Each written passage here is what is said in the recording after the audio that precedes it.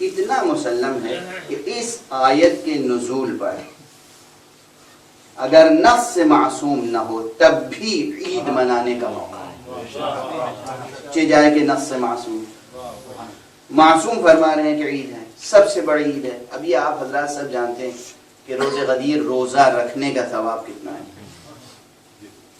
روزہ غدیر مستحب روزہ 120 سال کے روزوں کا ثواب، مستحب، واجب نہیں ہے، مستحب ہے، مگر 120 سال کے روزوں کا ثواب ہے اس ایک۔ بارہ آگے بڑھتا ہوں، یہ جو معصومین کے ہاں کلمات آتے ہیں، توجہ رکھیے گا، یہ نقطہ شاید اس فقیر سے پہلے کسی سے نہ سنا ہو۔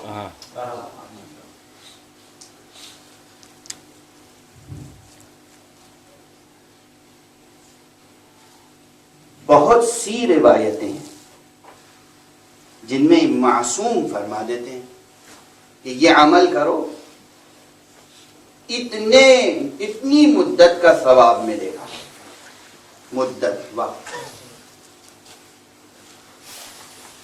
روزہ غدیر روزہ رکھو، 120 سال کے روزوں کا ثواب ملے گا۔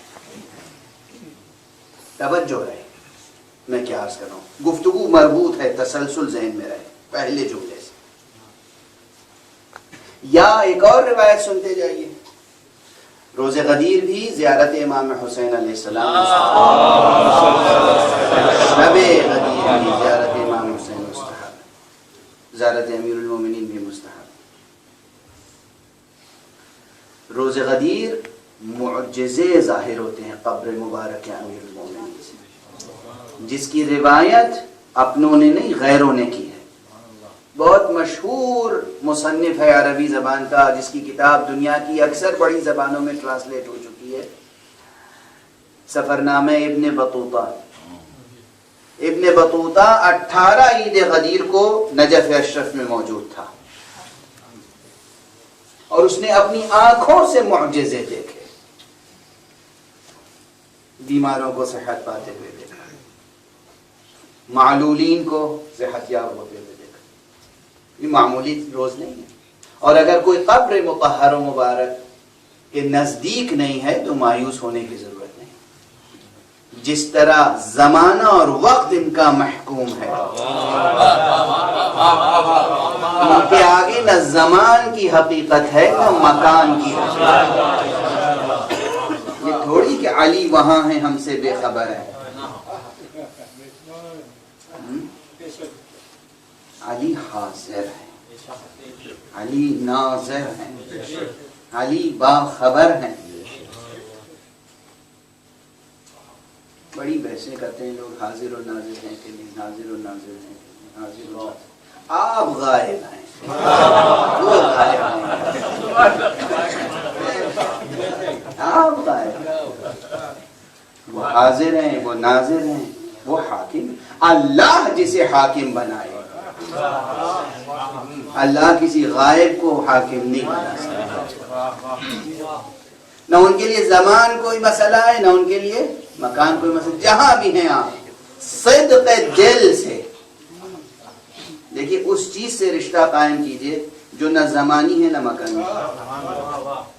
سمجھیے میں کیا عرض کر رہا ہوں، آپ کا یہ جسم، یہ بدن، یہ زمانی بھی ہے مکانی بھی ہے۔ آپ کی روح نہ زمانی ہے نہ مکانی ہے، علی سے روحانی رشتہ قائم، علی سے روحانی رشتہ قائم کیجئے۔ وہ بھی لا زمانی لا مکانی، آپ کے پاس ایک چیز ہے لا زمانی لا مکانی، وہ ہے آپ کی روح۔ روحانی رشتہ قائم کیجئے، جہاں بھی ہیں آپ کی مدد ہوگی۔ بہرحال یہ تو درمیان میں نے عرض کر دیا۔ عرض جو کر رہا تھا کہ یہ جو روایات ہیں، یہ عمل کرو گے 60 سال کا ثواب، یہ عمل کرو گے۔ اب ایک روایت ایک ام المؤمنین سے ہے، حضور بیٹھے ہوئے، امام حسین تشریف لے آئے،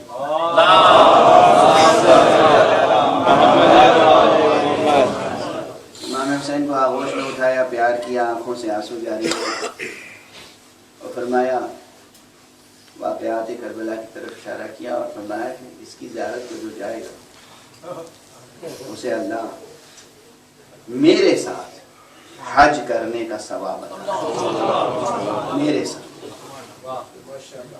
یوں ہی نہیں کہ صرف حج، حضور کے ساتھ حج کرنے کا ثواب۔ اب صرف میرے ساتھ کی تشریح کے لیے وقت نہیں ہے، رسول کے ساتھ حج کے معنی کیا ہے؟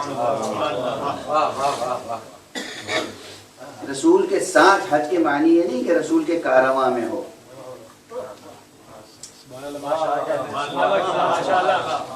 صرف اتنی بات نہیں ہے، یہاں بہت گہری بات ہے۔ بہت سے لوگ رسول کے کارواں میں تھے، رسول کے ساتھ نہیں تھے،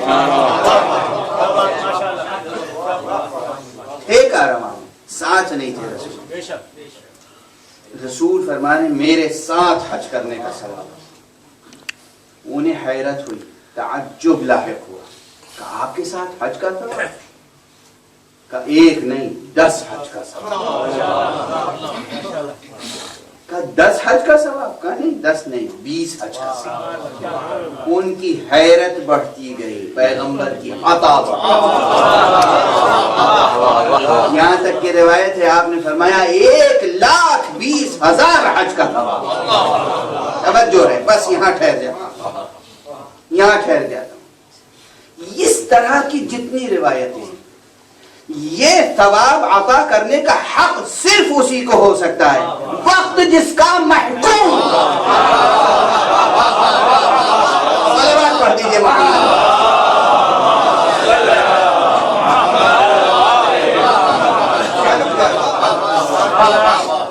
جو ہے محکومیت وقت کے معنی، بس میں تو لفظیں کہہ کے گزر جاتا ہوں اور بہت سی تفصیلات ذہن میں رہ جاتی ہیں۔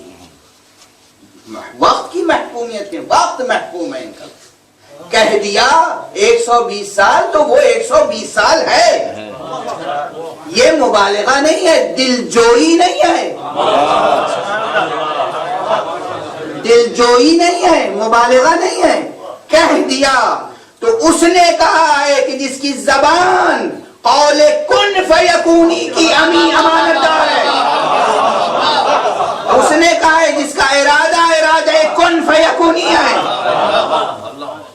اس ولی نے کہا ہے جسے ولایت تشریعیہ بھی حاصل ہے، ولایت تکوینیہ بھی حاصل ہے، اس نے کہا ہے کہ جس کی بیٹی اگر کہہ دے کہ بیٹا تمہارا لباس رضوان لے کر آ رہے ہیں تو رضوان لے کر آتا ہے، اگر وہ نبی کہہ دے کہ 120 سال کا ثواب ہے پھر 120 سال کا ثواب ہے۔ توجہ ہے؟